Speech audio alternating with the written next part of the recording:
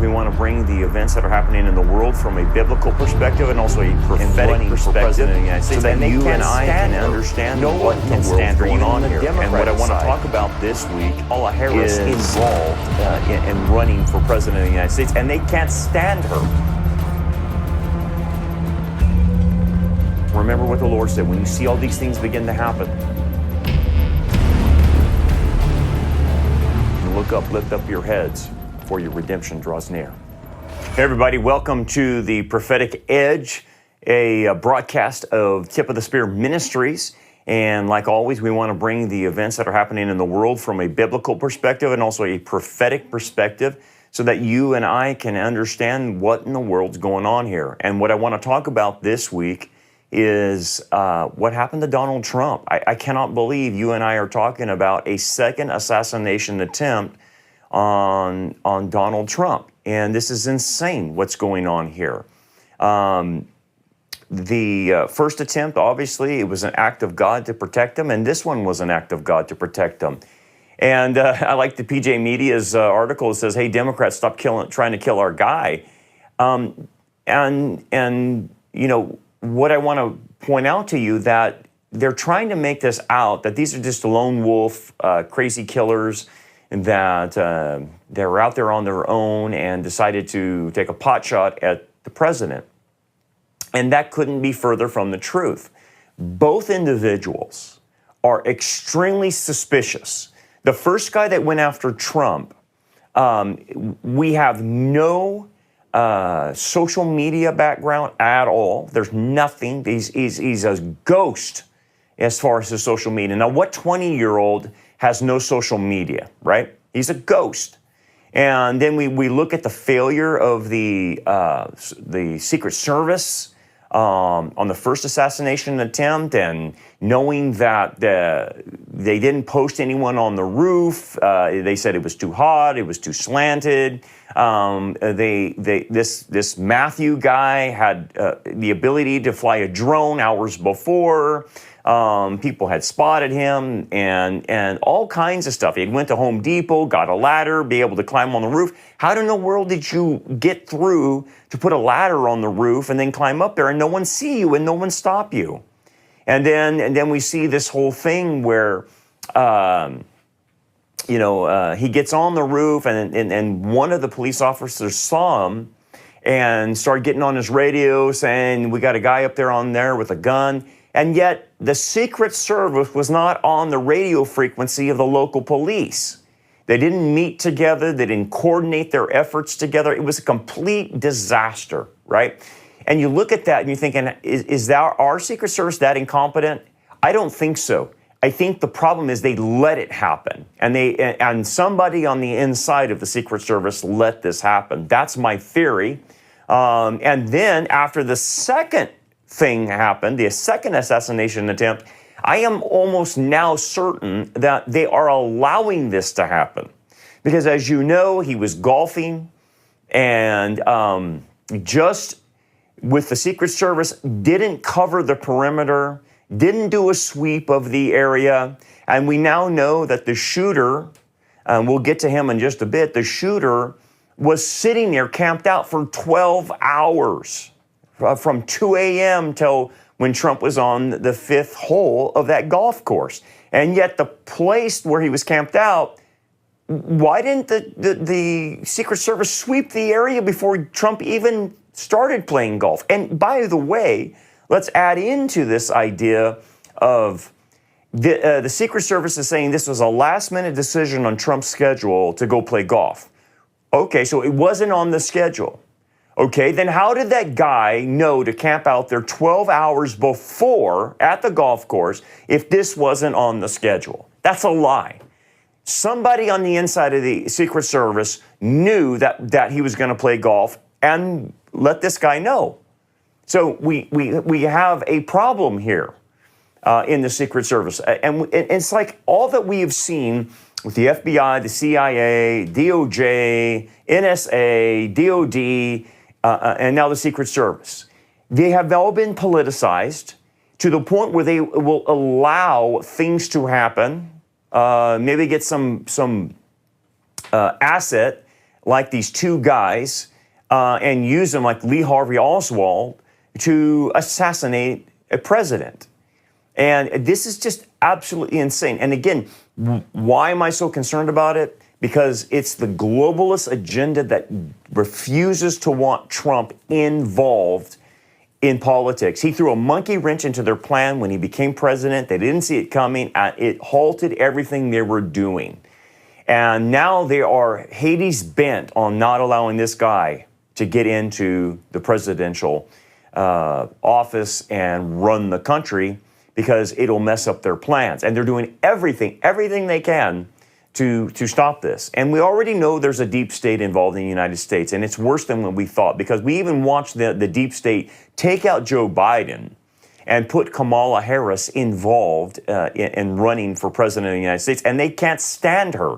No one can stand her, even in the Democratic side. She has a lack of intelligence. She talks like she's a third grader. There's constant word salads going on. You ask her about her policy, she has no policies whatsoever, because she doesn't have the intellectual ability to be president of the United States, right? She's a DEI hire, and Joe Biden even said she was a DEI hire, because he said the next woman we put in here as vice president is going to be a woman of color and a woman. And so it's like, okay, that's DEI. It's not based on qualifications. It's based on skin color. What are we talking about here? So now we have someone that's running to be the president of not only the United States, but the leader of the free world, that can't put two sentences together.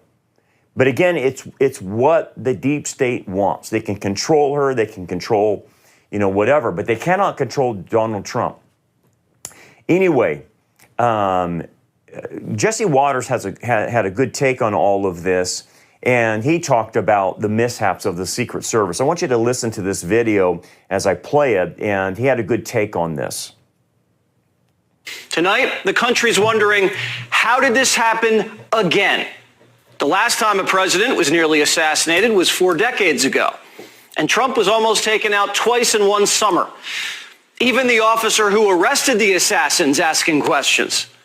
What we're finding out, he's not from this area, which of course raises the bigger question is, how does a guy from not here get all the way to Trump International, realize that the president, former president of the United States, is golfing and is able to get a rifle in that vicinity? I think that's the question the FBI, the Secret Service are laser focused on today. Is this guy part of a conspiracy? Is he a lone gunman? If he's a lone gunman, President Trump is that much safer because we have him. But if he's part of a conspiracy, then this whole thing really takes on a very ominous tone. Trump's golf game was a last-minute decision. So how did a random out-of-towner know Trump was at that course that afternoon? There's only 3 possible answers. The former assistant director at the FBI says he guessed and got very lucky. He conducted surveillance on Trump and followed him to the golf course. Or he had inside information about Trump's schedule. The last answer is scary and has implications that another person was involved. The Secret Service and FBI are actively investigating whether Ruth was part of a conspiracy. Is there any evidence to suggest that the suspect knew that Donald Trump was going to be on that golf course at that time? Based on what I know now, and it's an active investigation, I don't have any information on that. Did he act alone? Did he have some kind of help? At this point, we're still exploring that, investigating that. Our investigation will determine that. We do not have information that he's been acting with anyone else at present. The FBI says 58-year-old Ryan Ruth is a roofer who maintains residencies in North Carolina and Hawaii. This individual was staked out by the fence line of the golf course for over 12 hours, waiting to take a shot. He had a scoped SKS rifle with a shaved-off serial number, 2 backpacks, and 2 cameras. The guy was ready for action. But where'd he get the gun from? Ruth's caught more than 100 criminal charges just in North Carolina alone, including charges of possession of weapons of mass destruction, possession of a fully automatic machine gun, hit and runs, drug charges, bad checks, stolen cars. Years back, there was even a 3-hour armed standoff between Ruth and law enforcement. The FBI had Ruth on its radar. It was the subject of a previously closed 2019 tip to the FBI where it was alleged he was a felon in possession of a firearm. So the gun was probably stolen, since a background check would have flagged the sale and the serial number was scratched off. And the car he was pulled over in had stolen plates. How is a roofer from out of state with $300 in his checking account and no assets to his name operating like a seasoned pro? When Secret Service agents swept the perimeter of the course, they noticed Ruth's sniper nest and they opened fire. Ruth wasn't hit and fled the scene and hopped in his Nissan heading north on 95. But thankfully, a wide-eyed local snapped photos of his car. A bulletin went out, and sheriff deputies pulled him over 45 minutes north of West Palm. Driver! Take 2 steps to your right! Take 2 steps to your right! Driver! Walk straight back!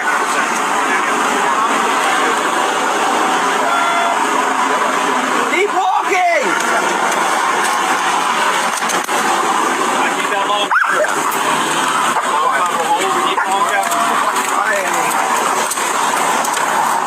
When Ruth was taken into custody, he was calm. He knew what he was being pulled over for. He took the 5th, asked for a lawyer. He was perched on the 6th hole. Trump was putting for birdie on 5. He was just 300 yards away from the former president. How is a man with a loaded rifle allowed to get that close to 45, especially after what happened in Butler? At this level that he is at right now, he's not the city president. If he was, we would have had this entire golf course around him. Well, because he's not, the security is limited to the areas that the Secret Service deems possible. Luckily, agents saw the barrel of Ruth's rifle peeking through the foliage against the chain link fence before Trump got to 6. But the Secret Service didn't even sweep the course before Trump teed off. They had a team 1 hole ahead of him and another agent sweeping the perimeter during the round. The Secret Service director patted himself on the back. Yesterday was an off-the-record movement, off the record. And the president wasn't even really supposed to go there. It was not on his official schedule. And so we put together a security plan, and that security plan worked. It worked because Trump's still alive. But it failed because it was too close for comfort. It's just odd that this was a last-minute decision to play golf, and the assassin was already at the course since 2 a.m.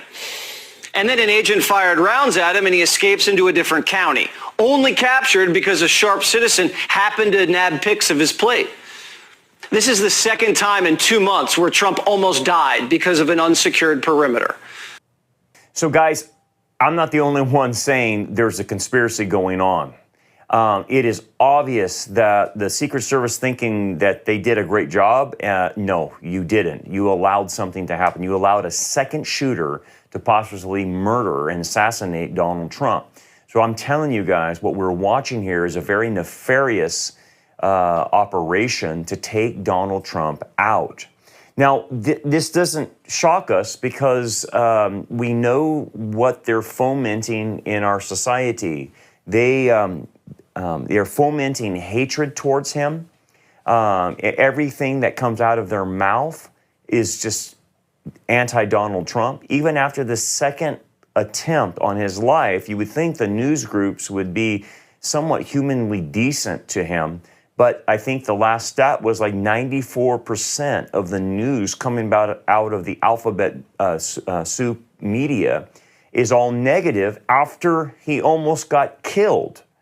And this article here on Breitbart said that the majority of Democrats unsure say U.S. would be better off if Trump was murdered. So what we saw here on their stats is 53% of Democrats are either okay with Trump being murdered or on the fence about it. It is one thing for politicians to engage in unique threat to democracy rhetoric, but never in my lifetime, the article noted, have I seen the corporate media jump on a bandwagon that is clearly intended to incite an assassin to murder a fellow human being. And again, this comes back to what kind of world are we in right now? Are we in a banana republic where we take out political opponents, we put them in jail, we assassinate them? That's what happens in third world countries. And now it's happening here. So it must tell you that the the globalists, the leftists, the media are totally afraid of Donald Trump in messing up their plans and are doing everything they can to incite hatred and crazies to go after him.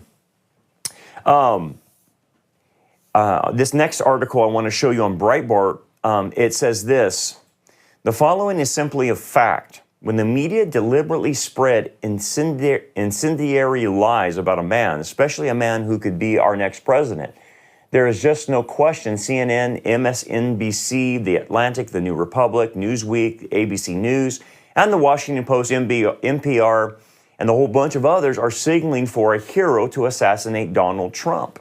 They want this to happen. The article continues on. If you truly believe Trump is the next Hitler, is a unique threat to democracy, that he will kill or imprison his political enemies, as they have said, if you truly believe he will become a dictator on day one, that he's a racist who praises Nazis, that he told Putin to invade Ukraine, that he is a Russian spy, that he's promising a bloodbath if he loses, that he's responsible for 33 Ohio bomb threats, would you not feel it is your patriotic duty to murder this man? Of course you would. And those lies are constantly repeated, not only by the Democrats, but the corporate media.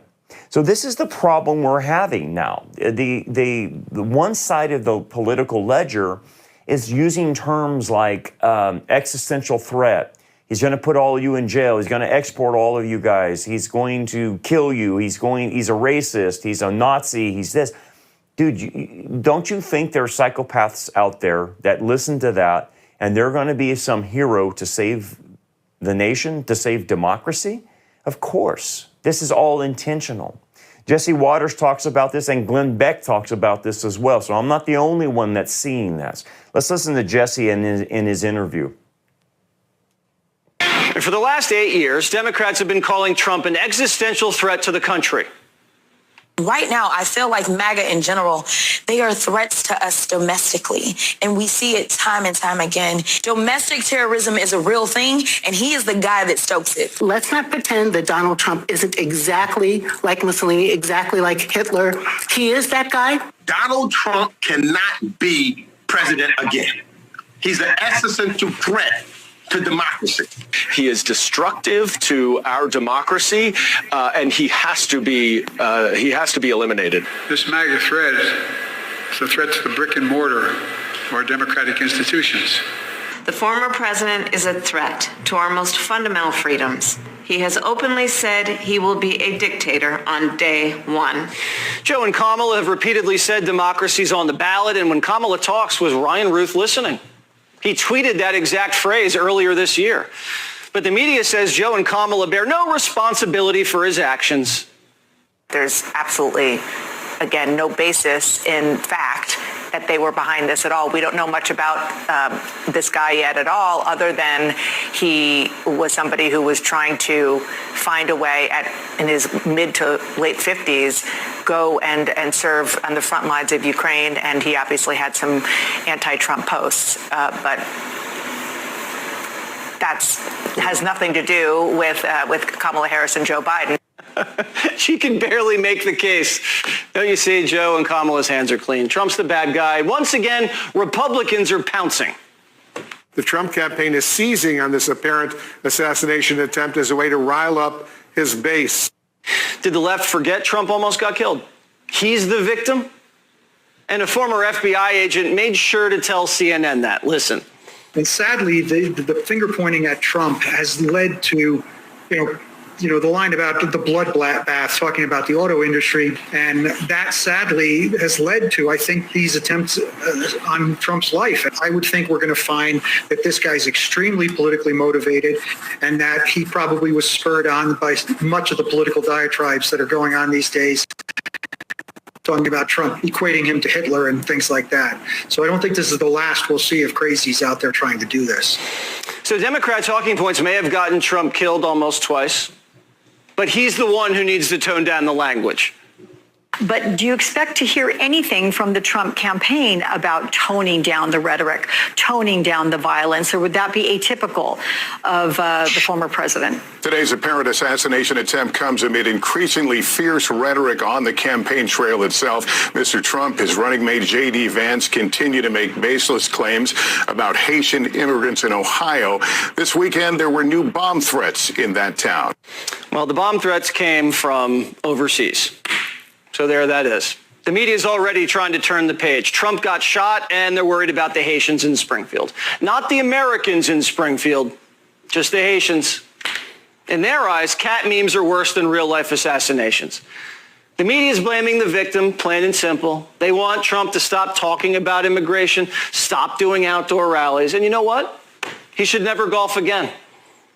Will Donald Trump, if encouraged by the Secret Service to stop golfing or to change golf courses or do something, that's far more protected, will he abide by that? I think in these remaining weeks, I would take the advice of security professionals. The Washington Post says this is actually Trump's fault. The Secret Service knew about the gap in the brush line near the 6th hole for years. They say Trump insisted on golfing anyway. If they knew it was a problem, why didn't they have an agent posted there or demand the course fix it? They would have just billed the taxpayer, no problem. Some even made light of the assassination attempt. The wife of former impeachment witness, Ms. Vindman, posted this: no ears were harmed. Carry on with your Sunday afternoon. And the Cincinnati Enquirer published this: there is no place in politics for violence. That said, the former president, Donald Trump, brings a lot of this stuff on himself. He brings the crazies out. And one of those crazies tried to shoot him. So as you guys can see, it's the psychological operation of blaming the victim. Donald Trump is the victim. He's been nearly assassinated twice, and as you can see what the political media is doing is spinning this, saying it's his fault, he shouldn't have been golfing, shouldn't be in the outdoors, it's all his language that he's inciting people, so it's his fault, he brings this on himself. That is trying to blame the victim, guys. That is a psychological manipulation. The issue is they are the ones inciting this. They are the ones who want people to kill him. They are okay with someone killing him. In fact, as you saw in the poll, 53% of Democrats and media, would want him to be dead. And there would be quite a lot of people that would say, yes, that would be better for the country. That's the mentality that people have. And obviously they have been brainwashed. People who listen to the media, people listen to these crazy politicians. And so it's creating a major problem. It's creating almost Civil War type of mentality. So here's Glenn Beck continuing to add to this, saying, look, it's them that's causing the problem by their rhetoric. So listen to Glenn Beck here. Here's some of the rhetoric just leading up to the last two assassination attempts. Kamala Harris repeatedly has said Trump is a threat to our democracy and our fundamental freedoms. Kamala, it's on us to recognize the threat that Trump poses. Kamala, does one of us have to come out alive? Joe Biden, it's time to put Trump in a bullseye. I mean this from the bottom of my heart. Trump is a threat to this nation. There is one existential threat. It's Donald Trump. These are all Joe Biden. Trump is a genuine threat to this nation. He literally a threat to everything America stands for. Trump and MAGA Republicans are a threat to the very soul of this country. Trump and the MAGA Republicans represent an extremism that threatens the very foundations of our republic. Oh, he got that right that time. And is a threat to this country. Tim Walz, are Republicans a threat to democracy? Yes. Are they going to put people's lives in danger? Yes. Nancy Pelosi said Trump is a threat to our democracy of the kind that we have not yet seen. Jasmine Crockett, Representative MAGA in general, the threats to us domestically. He's destructive to our democracy. He has to be eliminated. That's one of my favorites from Goldman. Love that one. Be eliminated. Eliminated. Yeah. But he didn't say liquidated. He just said eliminated. Gee, thanks. Yes. A staffer for Harris. Trump is an existential, urgent threat to our democracy. Liz Cheney, Trump presents a fundamental threat to the republic, and we are seeing it on a daily basis. I mean, this just goes on and on and on and on. There's over page after page after page. Yeah. So as you can see, they've been stoking this. They've been having this brew among the general population of America. And look, it's that old thing that Goebbels came up with. You know, if you say a lie, long enough and keep repeating it, people start believing it. A lot of people in the United States and around the world are low information people. And it's not that they're not smart or they're unintelligent. It's just that they don't pay attention to what's happening. So they have a lot of gaps in their game as far as misinformation. And I'm talking about true misinformation and disinformation coming from the media and politicians. And so because they have low information, they're easily able to be swayed, easily propagandized, they're easily brainwashed. And the same is true spiritually, in the same principle. If you don't know your Bible, then Satan can really trick you and fool you. If you know your Bible, then it's harder to fool you because you know what the truth is. Well, that's the same thing in current events and politics or whatever. If believers don't stay ahead of the game and understand what in the world's happening around them, then they will be low information, and then they will be fooled by the media that we have out there, or the AI, or the algorithm, or whatever that's censoring information. And they will believe the lie. And so the lie they're perpetrating is Donald threat is an existential threat to democracy. Do you understand when you use that term, existential threat, that's the same term we use when Israel is facing Hamas or Hezbollah or Iran. That is a true existential threat, which means that Israel is threatened extinction by Iran and Hezbollah and Hamas if they don't take care of business. That's what we call an existential threat. They're putting Donald Trump in the same category as you would put Iran or Hezbollah or Hamas. That they're putting them in the same category.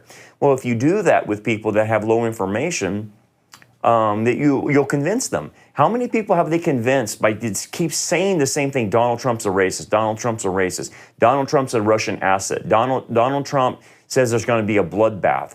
Everything is taken out of context. The bloodbath had to do with the car industry and stuff like that. It had nothing to do with people. What in the world? And now more information now it came out today, that is exonerating Donald Trump of January 6th. And this is something you need to pay attention to. They have records of Donald Trump telling General Milley to put as many security, National Guards on January 6th on the premises to make sure everything is safe. Okay, so the lie that he was inciting people to riot against Congress and against the Capitol building is a total lie, because now the transcripts just actually came out between him and General Milley saying, do everything you can to prevent this from getting out of hand, to make sure that this is all peaceful. So what are they going to do with that? Because that was how they lied about January 6th. And they put FBI agents all through the crowd and assets into the crowd to incite the crowd. And yet Donald Trump was telling General Milley, and this came out today, of no, I want everything peaceful. Do everything you can to ensure peace. So as you can see, propaganda is happening. But let's move now and pivot to this second shooter. We know this other guy, the first shooter, back in the summer, seems to be an asset. He's got no background whatsoever. His social media and he's dead now, but he seems to be a pawn.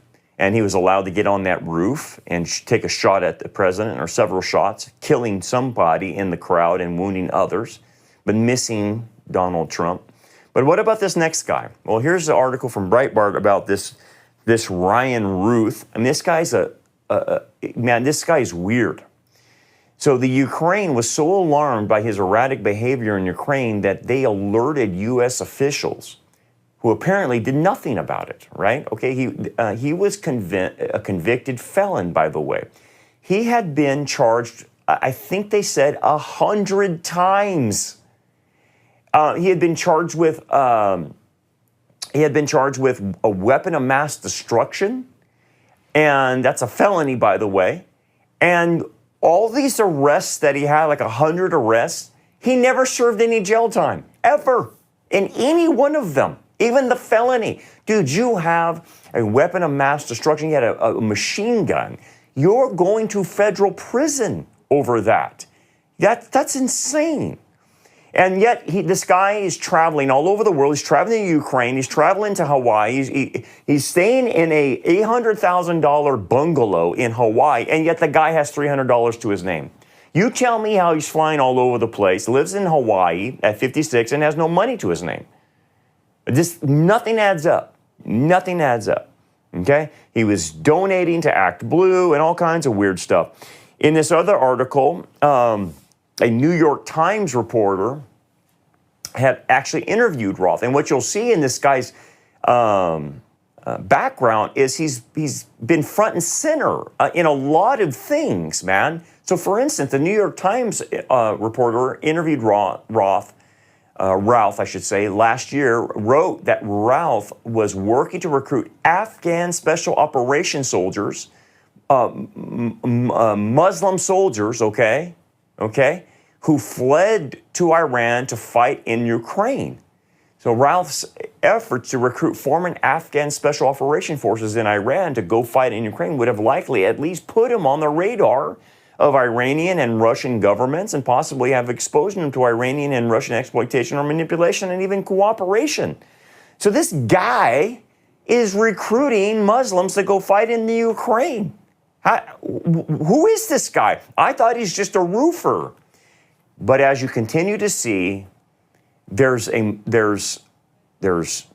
serious things this guy's involved in, okay? Which leads me to suspect this guy is some type of spook.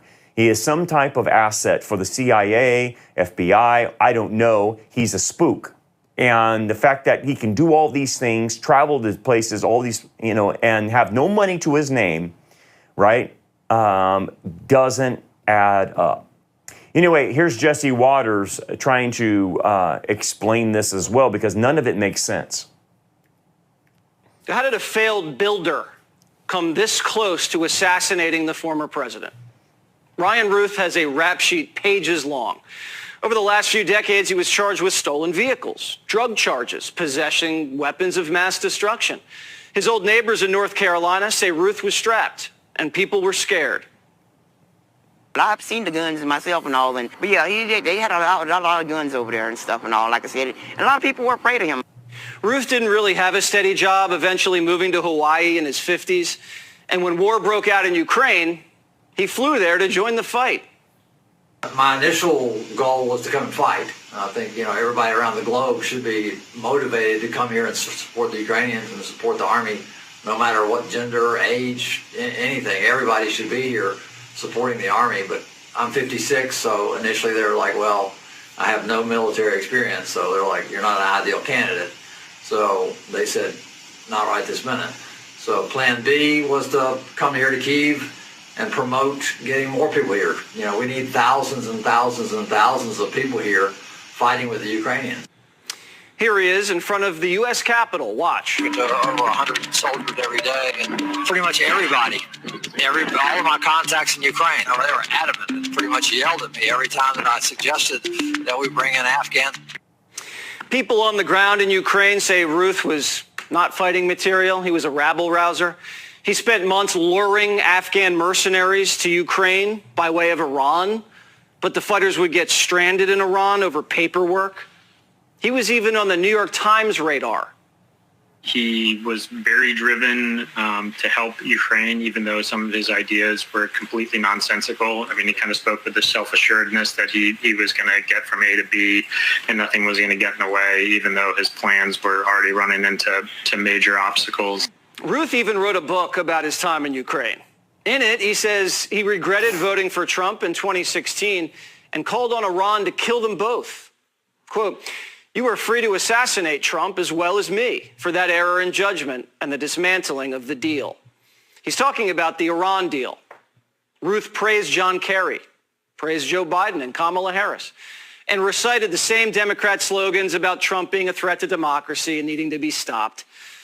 So a convicted felon with no monies flying from Hawaii into Ukraine, talking to NGOs and the Ukrainian Defense Ministry, is in touch with Afghan soldiers for hire. And the U.S. government didn't flag that. And American citizens recruiting foreign fighters to fight in a war zone, to fight the Russians, and the New York Times is running profiles on them.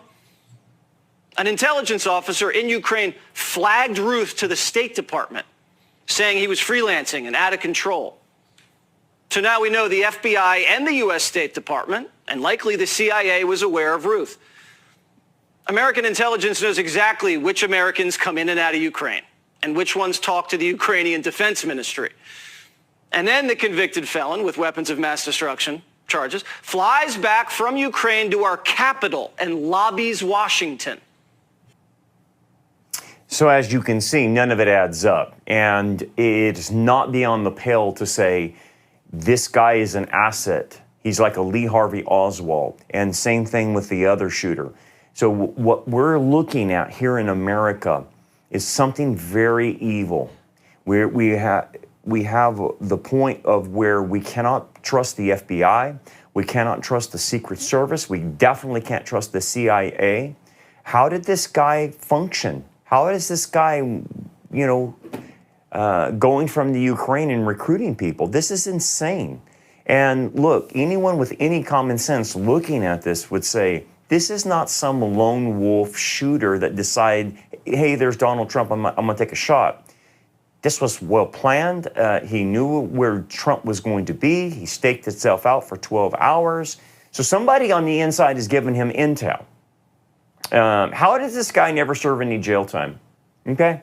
Unless you're a spook, unless you work for the CIA, unless you're an asset like Lee Harvey Oswald and you're some useful idiot that the CIA is using and then using to take down Donald Trump, just like they took JFK down. And again, all this goes back to, yes, it's a conspiracy, but it's a conspiracy to kill Donald Trump. That's what this is about. It's not a conspiracy theory. This doesn't add up. 2 assassination attempts by 2 guys that we don't know anything about their background. It's blank, and then some of the background we know doesn't even add up. They don't serve jail time. They've been arrested 100 times and never convicted of anything or served that stuff. Well, they've been convicted, but they never served their convictions. How does that happen? Where did they get the money, by the way? How did they sneak through Secret Service? Both guys sneak through Secret Service, and Secret Service is clueless about them getting in there. How does that happen? Unless you understand that the deep state, the globalists, will do everything they can to stop Donald Trump from getting in there. And they think it's a serious threat enough to try to assassinate the individual. My takeaway from all of this is this not going to stop. They're going to do everything they can. So this is the 2nd assassination attempt. I expect the 3rd, and I expect the 4th if they don't get him by then. Because they are not about to let him in. And there's too many globalists and countries that are Hades bent on preventing the United States from pulling out of the UN, pulling out of the World Economic Forum, pulling out of the Paris Accords, and becoming energy independent, becoming an independent nation, not under the authority of the World Health Organization or the UN or any other globalist organization, because they know Donald Trump will pull us out of that. And they don't want that. So the stakes are high, friends. The stakes are high. So you and I, the takeaway is this. We know what Scripture predicts. The Scripture predicts a global government. We know that, okay? Daniel predicts this. John the Revelator predicts this. And this is what we're looking at. It's the globalists trying to prevent this. So what we need to be thinking about is praying that we get a little bit more time with Donald Trump and getting him in office, because Donald Trump will give Christians and Israel more freedom, more time to do the work of the Lord before the rapture. If Kamala gets in there, that's a detriment to not only Israel, it's a detriment to all Christians as well, because censorship is going to be coming. They're not going to allow you to say what you think you want to say now. That'll be censored. You will not say that. You'll be censored in your job. You'll be censored on social media platforms. It's all they're gonna pop the clutch. They're just gonna pop the clutch if Kamala gets in there towards globalism. So we want to be praying that we get a little bit more time from the Lord. But here's the thing, the takeaway before I leave you. What is your opinion if you were to say, look at both assassination attempts and the way America's going, what would you think God's message would be to every American or everybody in the West based on what you have seen transpire? Donald Trump was prevented providentially by God from being killed. He should have been killed, right? Based on what we saw happen. And yet he wasn't. He was spared. He's been spared twice now. What do you think God's message is to America? Especially with you knowing the way America is going and the West is going. Think about that. And think about this. You need to help other Christians that have their head in the sand about information, that are being conned by this. There are Christians for Kamala. I can't even believe I'm saying this, because they are, you take that side, and this is not a side of Democrat and Republican, this is a side of good versus evil. And I'm not saying Donald Trump is the Messiah, that he's gonna save the world. I just don't want these evil people to continue to run my country. But when you see Christians that are saying, oh, I can't vote for someone like Donald Trump because I don't like the way he tweets, you need to get over it. You need to get over yourself. You need to understand it's policy, we're not looking at personality. Thank you very much. It's policy. And as a church, as a Christian, Donald Trump will give you more freedom. That's just how it is, okay? So you may not like his personality, you may not like his tweets, you may like how he speaks, but too bad. What other choice do you have? Kamala? You think Kamala is a good choice? She's being ran by the deep state. She's being ran by the globalists. So our job, and I'm speaking to the choir here, is to set the other Christians in a situation, set them up to say, you need to vote. If you think you're going to sit this one out, you will hurt us, because you have to outvote what they're going to do. And 40 million Christians decided not to vote in the last presidential election. And that could have turned the table in several swing states. So my thing is, I'm speaking to the choir, you need to get people's heads screwed on straight. Other Christians who say, oh, I can't vote. It's so dirty, and it's just politics, and neither candidate satisfies me. Well, I'm sorry, that's not the way you should look at it. You look at voting for the lesser of the evils. That's how you vote. And you not voting, you're giving them your vote, basically. That's what you have to do to talk to these people. You have to tell them you have to vote if you want more freedom. That's what it comes down to. If you want Israel to be protected, if you want all that, you have to vote. So please do our job. I know you're going to vote, I'm going to vote, but you got to get other people to vote. It's a big deal, okay? So anyway, that brings us to our conclusion today. And just as a reminder, pray for us, because we are under heavy attacks, not only with the algorithms that are running through social medias to censor us, but also demonically. We get attacked all the time because of what we're doing. But we also, if you want to partner with us financially, you can do so as well. Go to tipofthespearministry.com, go to the giving tab. You can help us out in making sure our broadcast gets out there to the world and get the truth and the information out as much as we possibly can. And then this, remember what the Lord said, when you see all these things begin to happen, look up, lift up your heads, for your redemption draws near. God bless you. We'll see you next time.